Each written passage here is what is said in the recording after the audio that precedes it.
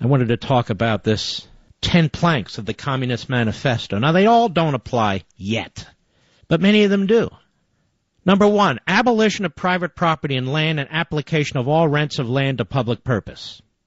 Now, obviously, they haven't abolished all land, but they have nationalized almost 30% of the landmass in this country.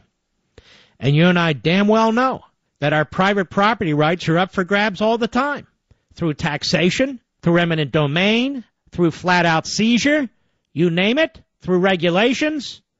Number 2, a heavy progressive or graduated income tax. We surely have that, without a doubt. And they want it even more so.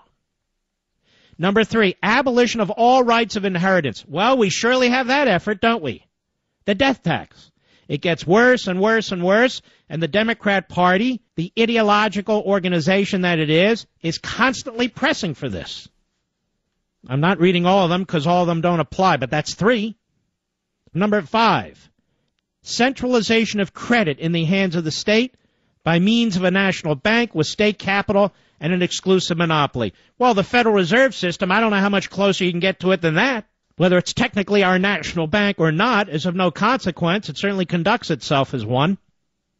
Number 6, the centralization of the means of communication and transportation in the hands of the state. Well, I think the FCC, with respect to actual broadcast communications, non-cable, non-satellite, but even there it has significant power, or the federal government does.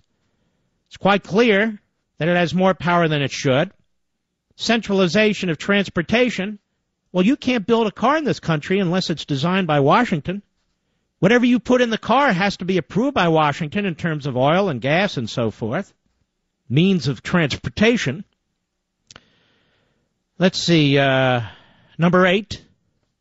Equal obligation of all to work, establishment of industrial armies, especially for agriculture. Well, let's bring it to modern times, whether it's agricultural industry.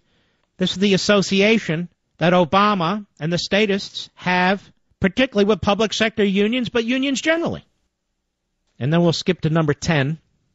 Free education for all children in government schools.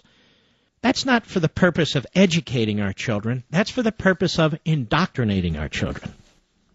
So I read, 6 of them? 6 of the 10 planks from the Communist Manifesto?